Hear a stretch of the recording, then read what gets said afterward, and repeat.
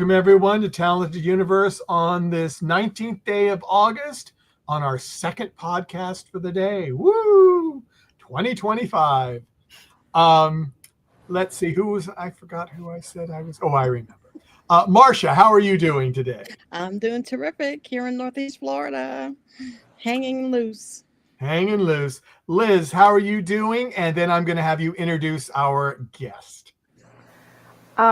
Okay, I thought you were going to have Marcia introduce the guest. I couldn't remember, so it's my fault. She gets the next one.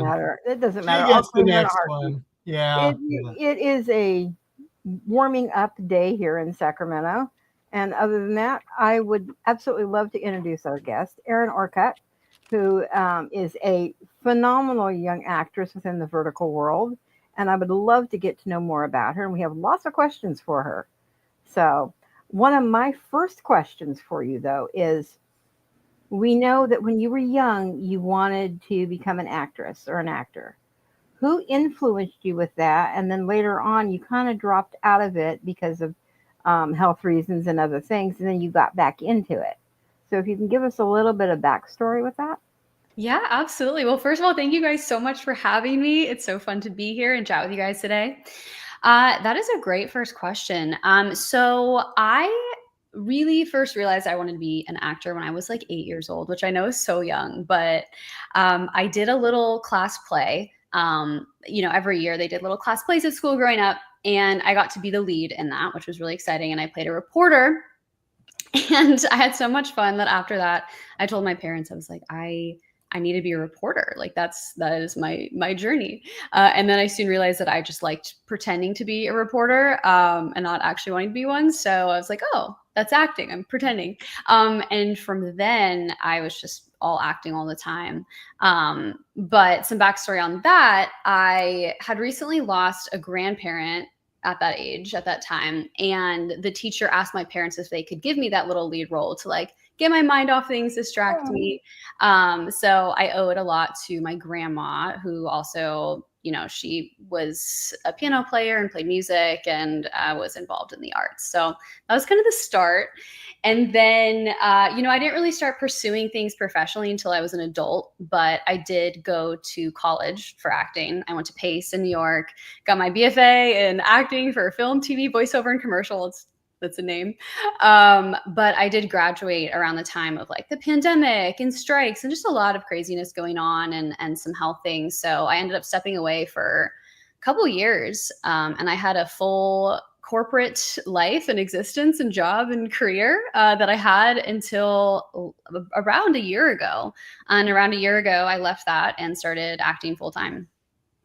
How scary was it for you leaving a full-time job, which I'm sure you had benefits and, the health benefits and everything. And I know you've had, a few things here and there within your own health that had to have been scary for you. Am I going to be stepping out into a world where I don't know if I'm going to be able to do this?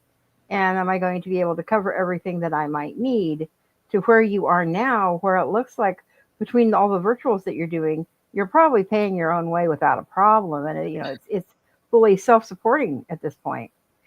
I am so lucky. I count my blessings, gratitude every single day. It was terrifying leaving my corporate job. I'm not going to lie. I think going from, having a stable income and healthcare and a retirement plan and all those things to just kind of like taking that risk on yourself, terrifying. But I kind of got to this place where I was like, my life is great. I have this corporate job, I have this life, but I'm just not feeling like this is what I want my life to look like. And that kind of just kept gnawing at me. And eventually I was like, you know what? If not now, when? I just have to take the leap. And I did. And it was hard because I actually enjoyed that job and I learned a lot from it. But I took the leap last summer and I got so lucky right away. I booked a pretty big commercial, like literally the week I left that job. So I was like, okay, thank you, universe. We're on the right path. And then, been working in verticals and things since. But I will say there was like a 4 or 5 month period after I left my corporate job where there wasn't a lot happening. And I think that was the scariest part of like, okay, I've taken this leap and now I just have to like wait for the momentum to catch up and like put in the work and do these things. And luckily it paid off. And yeah, I am very lucky with all the vertical work that's been coming my way. Hmm. Well, that's good. We lost Liz for a minute. She must have been having some internet problems. But I want to go into the chat room, and I'm going to go to Marcia quickly. Yeah. We do have a couple of highs.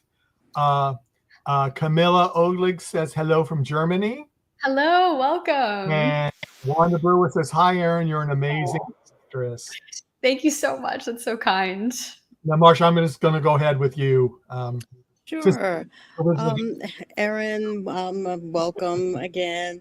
And first, I'm going to give a shout out to your mother, who I just found out we have the same first name and spelled the right way. So, yay! Another Marcia. Oh my gosh, I was going to ask you if you got that. She gets that all the time. All the time. That's how I get people to remember my name. I do that instantly. But it must have been so exciting for you to go from LA, which is a huge city, to New York City, which is where I'm from initially. So, and you studied, I believe, at Pace University in New York. What was it like to be that young in New York? Was that your first time in New York, or had you been before?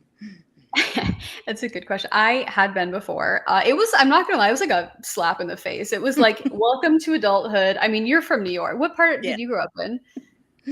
I was born in Harlem and I was raised in Queens. Amazing. In one of the toughest housing projects in New York, actually. Oh my goodness. Yes, yes. You're a full local. But yeah, I love Manhattan. Mm-hmm. Yeah, I do too. It has such a special place in my heart. It was like boot camp for a teenager though. Like obviously you go from like living the comfort of your family home to just like being on the streets of New York. And, Pace isn't like a campus. Like there's 2 buildings in the financial district, and you're just dropped in the center. So I remember one of my first days, I was trying to get from my dorm somewhere else, so one of the other buildings, and I hadn't really done the walk yet, and I was so lost that I had to have like a lift come and get me, and I was so embarrassed, and I was like, oh my god, like how am I going to do this? I can't even walk from the building to building. But you figure it out, and you make it work, and you meet so many interesting people. I think it's such a good experience for everybody to live in a city like New York. There's so many different types of people, so much culture. So I loved being there. And New York is a walking city, so. Oh my gosh, yes. My last 2 years there, I lived kind of near Columbia's campus. So I was like in lower Harlem area, and I lived in a 5th floor walk up. And I remember like every day, I'm like, how am I putting in 5 miles? Like it's nothing. Just getting from like school, home, up the stairs. Oh my gosh. I was in probably the best shape of my life. Yeah. And the theater, did you get to go to much of theater, or did you? Yeah. So something that was really cool that Pace had was kind of student comp tickets. So a lot of schools would give like either free tickets or like discounted tickets. So this was so crazy. They gave discounted tickets for the original cast of Hamilton before it was huge. So I think I saw Hamilton, the original cast, for like $45. Was I in the nosebleed section? Of course, but it was so funny. We weren't even really sure what we were going to. I went with like a group of other freshmen, and then we saw it and our jaws were just on the ground, just like, this is going to be huge. But it's so funny. The show was still so new. So we went outside, we took pictures with the cast. I have this really weird selfie with Lin-Manuel. Oh my goodness. As a freshman. But yeah, just so many cool opportunities like that.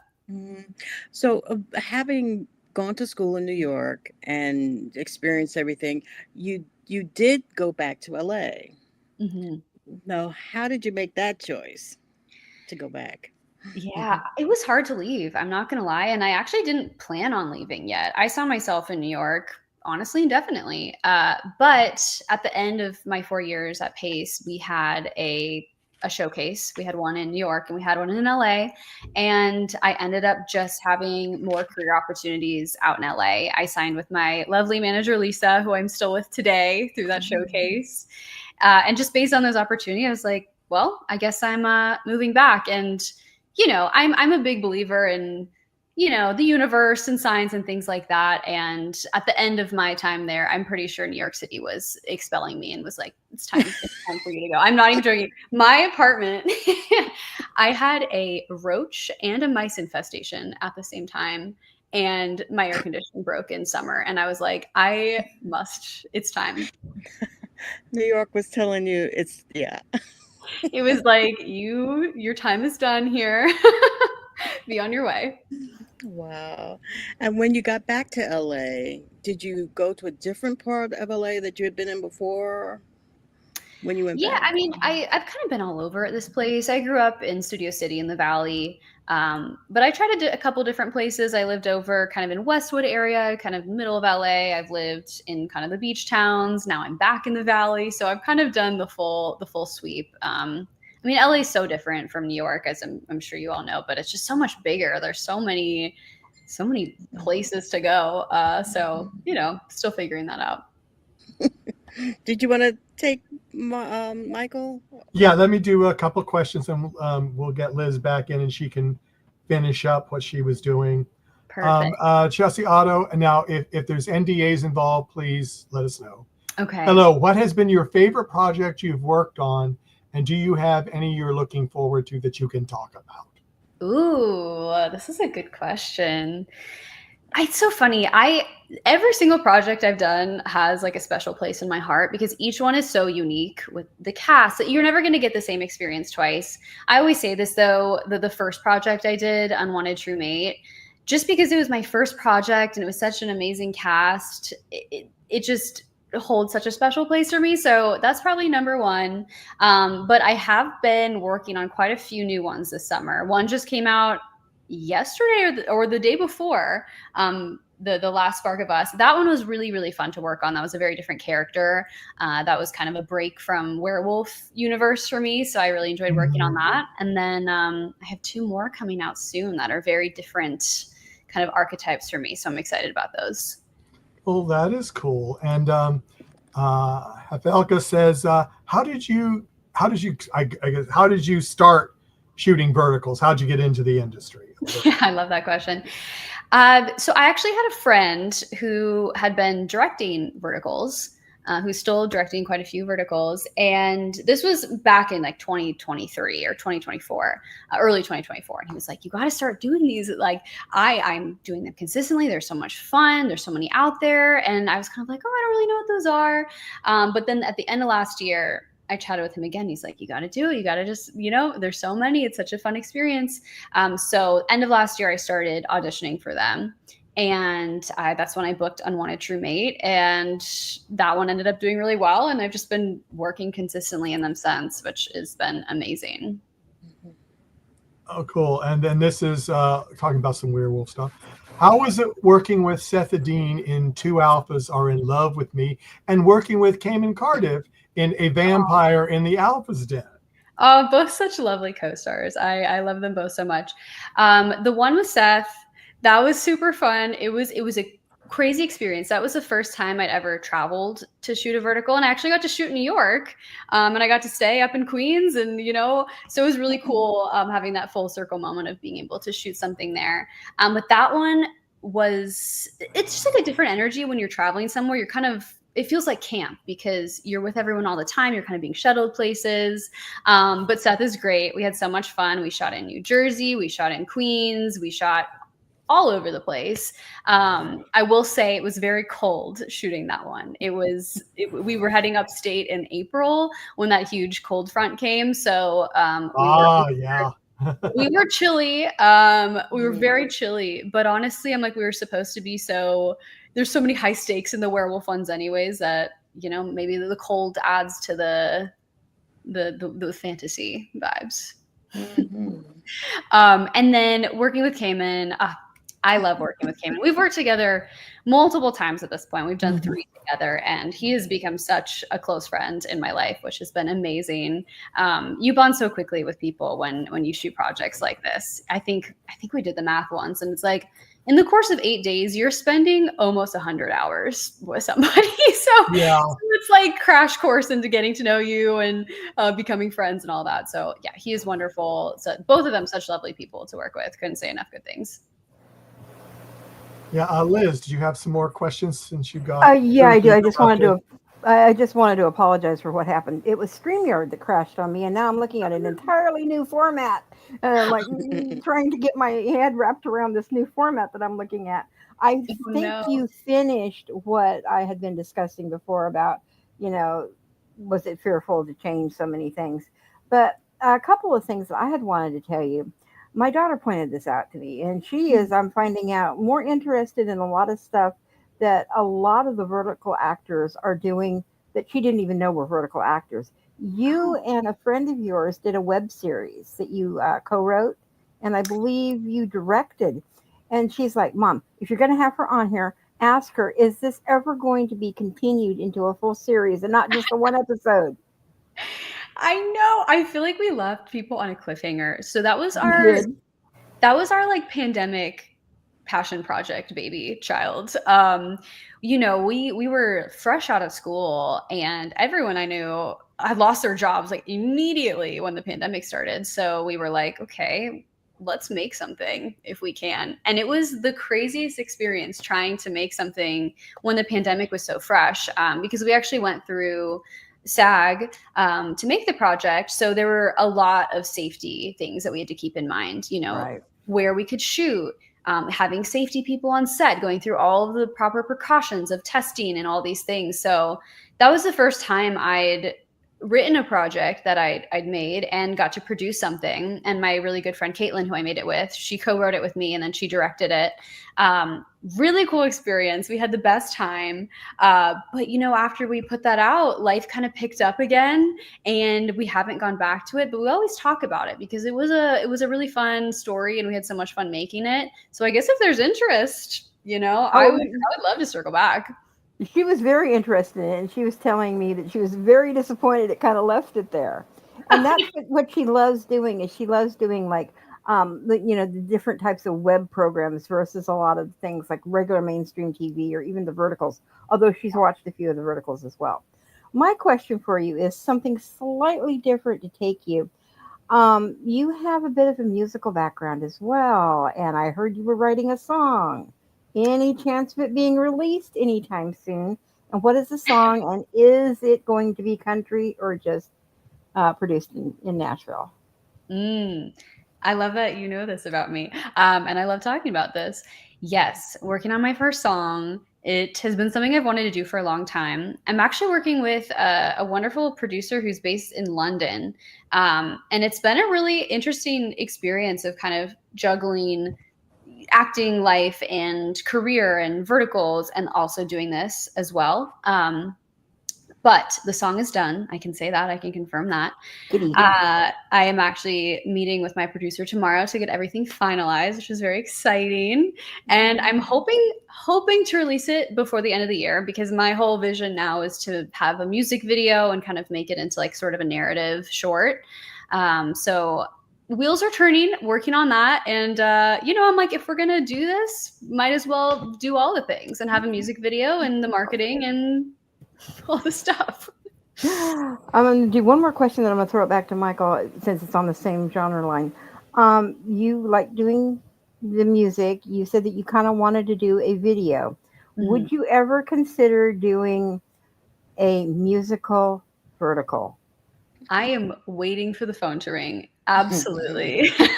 I feel like any chance I get to be in a room with like the writers or creatives, I'm like, make a musical vertical. Like there's so many of us too. I feel like so many of the vertical actors I know are so multi-talented. There's so many singers, there's so many dancers. I'm like, give us the musical scripts and we're all ready for it.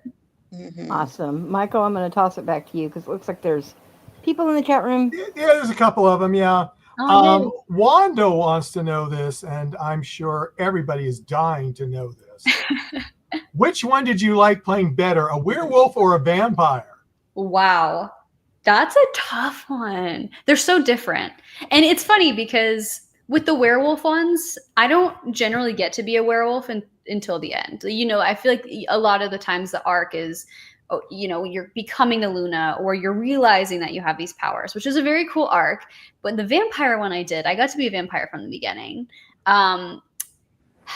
It's so hard because I loved, the werewolf shows growing up, but honestly, like Twilight and Vampire Diaries, those were such nostalgic shows and movies for me growing up. I might have to go with vampire on this one. Oh, okay. Yeah, Okay. there's something about like the stoicness and kind of the intensity. I guess I was Team Edward in Twilight, so There you go. Okay. I think we all were. Yeah. And Wanda also said, would you ever produce a vertical series on your own? Have you thought about it? Definitely. I haven't really put my foot into the business world of verticals yet, but I really enjoy producing and kind of being on the other side of things, the other side of my brain. So yeah, I would absolutely consider that. I have a lot of friends who are kind of in that process and starting that. And it's very cool because, at the end of the day, verticals are only a couple years old, especially out here in the US. So it's very interesting to kind of get in on the ground floor and be a part of it. That is very true. I mean, it's changed ever since I first saw my first vertical back in October. It has definitely changed. Yeah, and it's getting more and more changing every day. So, which is really cool. And I like the diversity. I like not everybody in the world's a billionaire because, man, I didn't know there were so many billionaires. So many. I had no idea. I haven't met very many of them, so it's like, oh well, whatever. They love a billionaire in the universe. Yeah. Considering everybody's a billionaire in the universe, the homeless people must be millionaires then. I'm thinking that, yes. Everyone has money. I mean, not bad, Mm-hmm. Oh, and then Aisha from the UK asked, since you enjoy horror so much, have you thought of doing voice acting in a horror anime? Ooh, I have not thought about that, but I would love to do something like that. It's so interesting. I feel like the voiceover world can be so separate from live action. Mm-hmm. It's kind of like a whole different pipeline, different really agents, different casting people, especially when you get into animation, cartoons, anime, things like that. So if anyone knows any hookups, let me know. I would love that. There you go. Do you enjoy anime, or you just know what it is? And I haven't watched a ton of anime. I think it is so cool, and I feel like the artwork and the animation is always so beautiful. I know this isn't exactly anime, but Avatar, the cartoon Avatar was one of my Airbender. Yes, The Last Airbender. And then what's the spin-off one? I don't know if anybody knows. Legend of Korra. Those two shows I loved those shows growing up. And I feel like I actually rewatched them in the past couple of years too. And they're so cool and beautifully done. Let's head over to Marcia. I think I've got the chat room taken care of right now. We just had Brian O'Shea on just before you earlier today. And he mentioned that we talked about Spoiled by My Vampire Uncle that you were both in together. Yeah. And he said that he thought that your storyline, your storyline was more interesting than the main storyline. That is so funny. That's so funny that you had Brian on right before this one. That was actually the only villain role that I have done so far. So I had fun with that. And it's funny because, spoilers, and I don't think this is a spoiler, but our story there's not like a perfect bow tie of our story, which I feel like happens for the villains a lot of the time. So we're like, we're ready for a sequel, part 2. Brilliant. Yeah. And I wanted to go back and talk about some of your stage work that you had done. And you've had widely varied roles, and a couple of them were as Cordelia in King Lear, and Wendy in Peter Pan, and then you played Oliver in Oliver Twist. Yes, I did. I mean, some of these span back to when I was like early adult, late teen years. I went to an all-girls high school here in LA, and we did the show of Oliver Twist there, which was so much fun. Again, I was a theater kid, always have been. Like I love theater so much. I'd say one of my favorite shows that I got to do was, again, years ago now, but I got to do Nine, which is a show based on Fellini. And it was after my freshman year of college. We did this kind of abroad program summer stock, but I got to live in Italy for a month to do it. So I was like in the mountain towns of like the Italian Alps. I was in like a couple music festivals out there and got to be in that show. And that was just probably one of the coolest experiences of my life. Wow. That sounds amazing. I often have watched some of the older films that took place in the 50s, and some of the movies seem like they were almost travelogues of places like Italy, where you see the Rome. Being able to be on one of those ancient structures, was there something particularly wonderful that you remember? Yeah, I mean, everything was so gorgeous. We spent most of our time in these villages, not villages, but little towns, I would say, where, there wasn't really Wi-Fi. There was like one area you could go to in the town to get Wi-Fi, but a lot of the food was from the land, and it was just such a different experience from living somewhere like New York or LA. You went and you got your food from the store every day because there was no preservatives, and you would cook, and the community culture, everybody knew each other, and it was just so gorgeous. So yeah, being there was like honestly a breath of fresh air. Mm-hmm. And I also read, and I think Liz brought it up a little bit, that you have faced some health challenges like many of us, and have been pretty open about that, and to speak about how you can still live your dreams while facing health challenges. Yeah, I love this question. I think it's so important to be open and talk about these things, because I think so many of us go through these things and you don't always know that. You don't know what people are going through. So yeah, in my early 20s, I was diagnosed with Crohn's disease, and had always had, some immune issues growing up and things, but that was kind of like my big diagnosis. And that was tough. I'm not going to lie. And that was part of the reason why I stepped away from acting for a bit, to kind of get that under control and kind of figure out different ways of dealing with my health and healing. And also I was like, stable job, healthcare, all kind of went hand in hand. But I think stepping away and dealing with that, like so much of being an actor is like having life experience and having these things to kind of pull from and relate to with other people and other characters. So, even though their health things can be challenging, I'm still grateful for who it's made me, and, the things I've gone through to bring me to where I am today. Mm-hmm. Thank you for being open about that. I actually have family members who also have Crohn's, and I also remember there's a Jacksonville Jaguars quarterback who had and has been very open about his challenges. So and sometimes he would say that it made him more acutely aware of taking care of himself.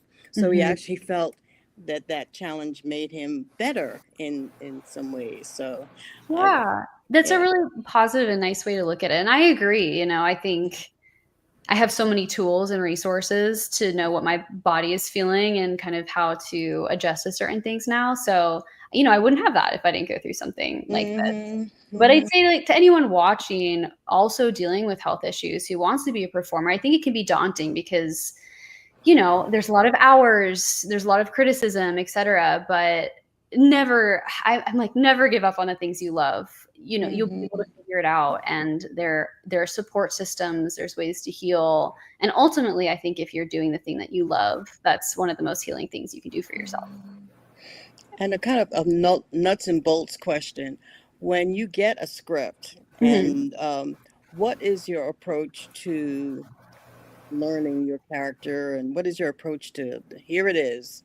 Well, it's interesting because specifically with vertical, sometimes you don't have a lot of time. So I feel like I have my elongated version, and then I have my, all right, we got 5 days, and then we're shooting a 95-page script. But for me, I always read it multiple times, and I try not to make a ton of assumptions, at least the first couple of times reading it. And then it's a lot of sitting with it and thinking about it. I go on walks. I think about the character. I think about what she is like. I also feel like sometimes I'll pull inspiration from other characters where I'm like, oh, I see like a piece of my character in this character that I've watched, or this actor or this, and kind of slowly piece it together. And then as for, line learning and things like that, the app Cold Read has been just such a game changer for me. I'm sure a lot of actors use it, but it's a app where you can put in the script in your lines kind of as yourself, and then you can rehearse with yourself. And it's triggered by the last line. So you're actually running the scene. So that has been really helpful too. Oh, I have not heard of that. I haven't either. Yeah. It is amazing because, at least for me, like doing something out loud is so helpful to seal it in. And because it is triggered by the line to go to the next line, it's like you're actually doing the scene with somebody and not just reciting. So it kind of allows me to like play with different things and figure out my intentions and stuff with myself. So I'm not always bothering someone to read a rehearsal. About that. People don't run. Okay, Erin's got a script. Let me. Yeah, they're like, go on Do Not Disturb, hide. Thank you, Michael. Yeah, I'm doing one question in the chat, and then we'll go to Liz. Perfect. Chelsea Otto says, are there any skills you picked up to help you in your roles? Oh, I mean, yeah, I think there's a lot of stunt work that happens in verticals. So I think throughout all of these, I've gotten a lot of really cool stunt education, which has been nice. I also learned how to ride a scooter recently.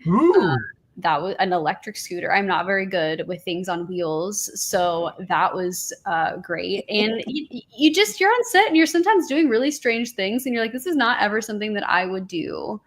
I have a werewolf growl now that I've practiced.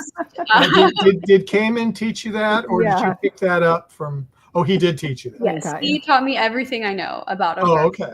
He is a professional at that for sure. The best werewolf growl in the business is what I say. I know. I'm like, he has fan pages dedicated to that growl. It's awesome. That's so wild. Liz. You are such an incredibly diverse artist with your creativity. What have you found to be either the most fulfilling or rewarding with that? Oh, well, first of all, thank you. That's so kind.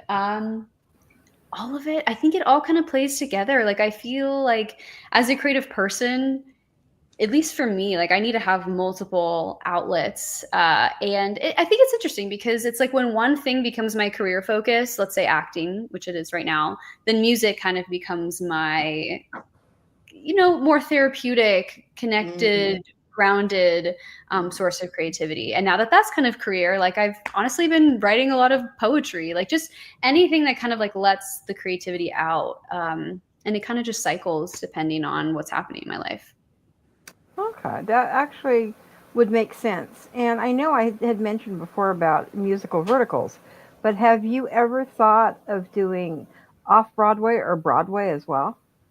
Yes. Oh my goodness. That would be so fun. Yeah. I just cannot dance for the living life of me. And I am not afraid to say it. I will shout it from the rooftops. I'm not a dancer. And I know, the Broadway route, there is so much dancing involved. And I have some friends who actually are on Broadway right now or on national tours. And cool. They're some of the coolest people I know. I'm like, they're so multifaceted and talented. But dancing is not in the cards for me. But eventually one day I would love to do a show maybe that's less dance heavy and give that a spin. Who do you think you would want to, even if you could dance, who do you think you would want to act opposite of? Oh my goodness. Anyone ever? Anyone ever, any living or dead? Wow. I mean, I would love to play Amy Adams' daughter in a movie. Oh, Wendy? Amy Adams. Amy Adams. Oh, okay. She was in oh my gosh, I mean, so many things, but like Sunshine Cleaning, she was in Arrival, Nocturnal Animals. She's just somebody that I've always looked up to. I really enjoy her energy and kind of, I've pulled a lot of inspiration from her as an actor. So I think being able to be in a project with her would be such a dream come true. Oh, that's amazing. Michael, I'm going to toss it to you for a second. Okay. I was just typing. Did I get you unawares? No, I was just typing something with Erin, saying she wants to do something. Oh, yeah. But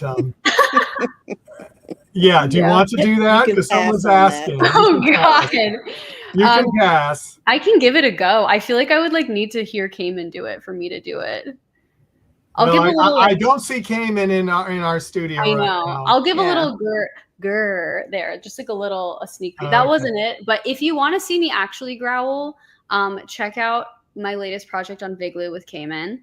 I actually do get to growl at the end there. So this is from Hafel Jessa said. So she just told you where to go to see the real thing. She told you where to go. I will say, props to Cayman, because I only did that growl like a couple times because I only had to do a growl once in that project, and I was already losing my voice after a swift 3 takes. Really? And I'm like, he's been doing this for a week and a half, and he's fine. Sometimes I wonder if he really is a werewolf. I really do. A werewolf with ADHD, maybe. Yeah, he's awesome. We really love him. So yeah, he's great. Let's see. If you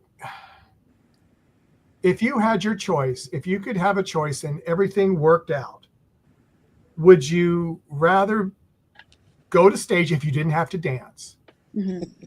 Would you rather stay in TV, movies, vertical space?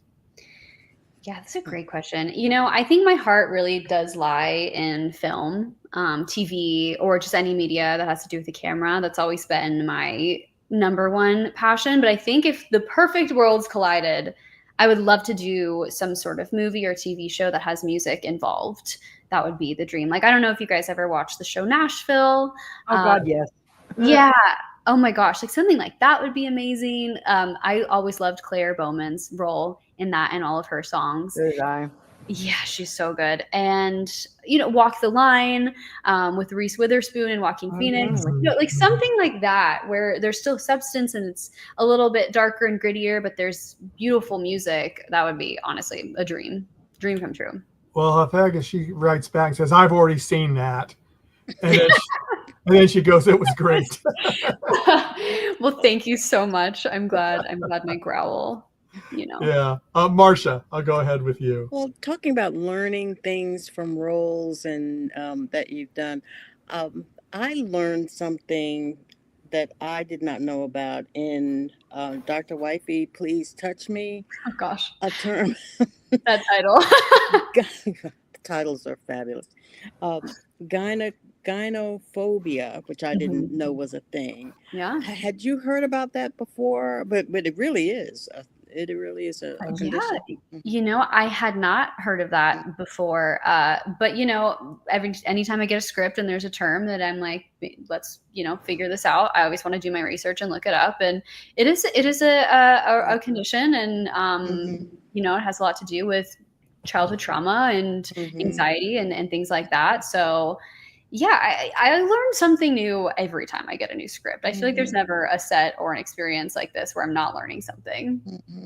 In talking with you, I see even more your philosophy of staying open to whatever comes to you and learning from it. There's a quote of yours which I really like, which reads, "Follow what lights you up and stay open." Is that something that you had heard, or is this an Erin quote? I think that's an Erin original. I love that you found that. I think that's a big philosophy of mine in life. I think following the joy in your life and the things that you love, that's where the light will come. I'm a big believer in kind of like letting the universe flow to you and taking whatever comes in stride. Obviously, there are hard moments, but I think in some of my darkest and hardest moments, I've had the most growth and learnings, and I can look back on those times and be really grateful for what it taught me and where it led me. Mm-hmm. I even think back with your project with Caitlin that we hope we'll see some more episodes of. That's kind of around Halloween, which I don't know, is that one of your favorite times of the year, Halloween? Oh yeah, I am a spooky season girl. It's funny though, because like the actual holiday of Halloween, I'm not a huge, person that dresses up. I think I'm a cat every year, not very creative, but just the season in general. Like I just love the vibes. It's cozy. You're watching spooky movies and doing spooky things, and it just feels like a magical time of the year, and I love it. Because in that piece, I kind of still see your stay open, because they were kind of staying open to what was going to happen. It was not good stuff, but not good stuff. I know we really left y'all on a pretty big cliffhanger on that one, and I do apologize. But I'm honestly going to call Caitlin after this and be like, people are requesting more. We got to do it. We need it. Yeah. Well, and I'd like to know, what was the last movie that you saw in a theater? A lot of us don't go to the theater as much as we used to, but yeah, I'm trying to get back more. I saw Sinners. That was the last movie I saw. Wow. And it was so good. Did you see it? Yes. That actually is a new series too. Mm-hmm. Mm-hmm. Oh, I didn't realize. I think it's Hulu, I believe. Yes. Okay, well, I'll have to check it out. But yeah, that movie, I went in not knowing much. I kind of didn't want to know too much. And it just blew my mind, all of it. I was not expecting any of the things that happened to happen. And it was really great. And it's almost, sometimes I think, what else can we do? We've seen it, we've done it, we've heard it, but creative people like you still push the envelope and bring us new things. And I really appreciate that. Yeah, of course. I think people, especially these days, are really looking for escapism and shows and creative projects that they can connect with and kind of take their mind off of their own life. And I'm so grateful to be a part of that. It's something that makes this so fulfilling for me, seeing how, people receive the projects and receiving messages about them. It's really lovely. Mm-hmm. With your instrumental prowess, I saw that you play the ukulele a little bit, a lot. I'd say with all instruments, I play to accompany, if that makes sense. So I can play light piano, light guitar, light ukulele, and I accompany. But I do it because I love singing so much. I would not say I'm like, professional instrumentalist. But it's so cool when people are amazing at those things. Well, I think I need more ukulele in my life, because it's such a cute instrument. It's actually right here, little ukulele. I see it in the corner. I mean, honestly, I took up ukulele because it's easy to travel with. I don't know if anyone here has ever tried traveling with a guitar, but it is nightmare. So I was like, I need to learn how to play something that I can actually fit in a suitcase or a bag and not have to check it or try to drag it onto a plane. Nightmare situation. Yeah. What's your go-to ukulele song? My go-to ukulele song? Oh gosh, it's one by Ingrid Michaelson, but I'm blanking out on the name of it. You and I by Ingrid Michaelson. That's it. Okay, I'm gonna write that down because I'm gonna look that up. Yeah, it's a really nice song. Thank you, Liz. I think you were gonna say. No, I was just gonna make a comment when she mentioned trying to drag a guitar. I used to be terrified mine would be getting damaged because it'd always have to be put in the hold. And it's like, no, or lost or something. No. In my late teenage years and very early college years, I had a band and we would travel. That would frighten me to death. It's like, it's way too big, to come on board with me. They'd have to put it down in the hold. It's like, I was always like, okay, how badly is it damaged this time? Oh my gosh, that's so cool. You were in a band though. What kind of music did you guys make? It was a mix of a lot of things. We did a lot of rock from the 80s. We did a lot of country that was anywhere from the early to mid 60s all the way through till like the mid 90s. So that's amazing. But one thing I wanted to ask you, you did a movie, and I think at least some of the stills of it have been released, so I'm not going to spoil anything with this. The Last Spark of Us. You were wearing the most gorgeous dangly earrings. Do you have, and I'm a person who loves dangly earrings. Do you happen to know where the costume department got them? Oh, gosh. Because I know sometimes they'll, say, okay, this is sponsored by Shein or this is sponsored by or something. I wish I had a better news for you, but I don't. But so that project actually is out, so feel free to talk freely. I think it launched yesterday, the day before. But our wardrobe person on that, her name was Tiffany, and she was amazing. Like every outfit that she put together, all her jewelry pieces, I wanted to keep all of it. I was like, this will be my new wardrobe now. Did you get to keep any of it? I don't think I did. I was in such a hurry wrapping that one because sometimes, you kind of hang out, but I was starting a project the very next day with a very early call time. So unfortunately it was kind of like a quick goodbye, head out to get a few hours of sleep. Go back to the other one, yeah.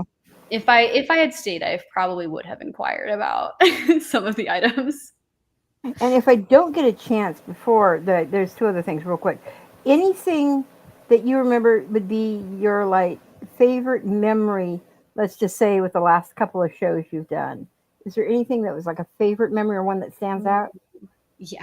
Oh yeah. There's so many good memories. I think one that was really fun. So this is a project that has not come out yet, but it should be coming out probably in the next month, I would say, where I got to dive into a pool with another person. I'd done water scenes before, but this one we were, we're kind of getting, not saying too much, but we're getting away from the bad guys, and the only place to hide is underwater. So we're in full black tie attire as well. These gorgeous. Wow. I'm in a full gown, hair is done, the heels, and he's in a 3-piece suit, and we're throwing ourselves into the water. And that was just so funny to shoot and so much fun. We had a really awesome AD on that set too. She you have to be worried about like safety and stuff when it comes to like water pools. And, it was at night, but luckily they had heated it. We had a lifeguard, of course, but the AD gets in her bathing suit and she's like, I'm trying all the stunts before the actors do because we need to make sure these are safe. So we're getting ready and we're watching her through the window with, the crew literally practicing all of our stunts for us to make sure everything is up to par before we even get out there. So it was just, one of those moments where everyone just feels like a big family and we're just like having so much fun filming. That is absolutely amazing. And Michael, I know there's a couple more things showing up in the I'm gonna do one more, and then we're gonna do our final things. Aisha, this is back when you were talking about kind of movies you might do, maybe not much dancing. So would you consider acting in either the Rocky Horror Picture Show or Little Shop of Horrors? Oh yeah, absolutely. 100%. I'm pretty sure they're doing a revival of Little Shop right now, and it's with, I think they are, yeah. Suddenly Seymour. I mean, I've been waiting my whole life to sing that song. Absolutely. Oh yeah. So yes, the answer would be yes for sure. Okay, Aisha, there you go. So and let's go last question, comments from Marcia. Okay, it's at the end of a long day. You're tired. You're looking forward to going home, and you're hungry. What are you reaching for out of your refrigerator or out of your closet? My closet. Where I keep all of my snacks. After a long set day, the last thing I'm doing is cooking. I'm not even gonna lie. When I'm working, my fridge becomes a graveyard. So I will be Postmating. This is my thing. I'll get off set. I'll literally park like 5 feet away. I'll get my Postmates out so I can time it perfectly from when I get home so it's arriving. Honestly, if it's been a day and I am hungry, I'm getting a burger, a big juicy burger and fries, specifically from Burger Lounge. because they have really good gluten-free buns and really good dairy-free cheese, which, you know, that's part of the diet that I maintain for my Crohn's and everything. Wow. So that, and they also have really good dairy-free milkshakes. So if I'm getting extra crazy, all three of those things. All right. Yeah. That sounds great. That's the end of the day for me. Liz? Yes, highly recommend. I just wish they were closer. I'd send my daughter to it because she has IBS and Crohn's as well. No way. Yeah, and actually my best friend, who is her godmother, has Crohn's too. So Oh my gosh, you got a lot of Crohn's around. yeah, and we don't know why. And they're, you know, we're 50 plus and above. You know, my best friend, she's 60, and myself, I'm 56. So I was surprised my daughter got it when she was very young, like almost born. And they couldn't diagnose it for the longest time. Really? We would take her to children's hospitals. We were in San Diego. She had to walk out of one of the programs there. She was just crying. And they kept saying, "Oh, it's all in your head. It's all in your head." For years, they said this. Which is the worst. And I'm like, I'm a nurse. Trust me. No, it's not all in her head. You try sitting there holding her for hours as she's crying. It's not all in her head. Yeah. But what I wanted to say was thank you so much for coming on the show, and we really appreciate it. And I would love to talk with you more at some point. Yes, this has been such a lovely chat. You guys are all lovely and asked so many wonderful, thoughtful questions. It was so fun being here. Well, we're all glad that you came, and we're glad you seem to have had a good time. But we would like to invite you back anytime you'd like to come. And if you know, if you want to try to get Cayman to come on with you, so you can both growl to make you know, so she will be happy. That would be great. So we do just we're closing this one up, but we do have in another hour and 8 minutes, we've got Riley coming on. Riley Nottingham. So he's so lovely. Yeah, so we've got all these fun people today. So that is great. Yeah, it's a full fun day for you guys. I love it. Yeah, it's been an interesting day. Lots of things going on. But everyone, thank you all for coming. Hopefully we'll see you for Riley Nottingham in an hour or so. But take care, and everyone have a great evening. Bye-bye. Thanks, everybody. Bye, Erin. Thank you.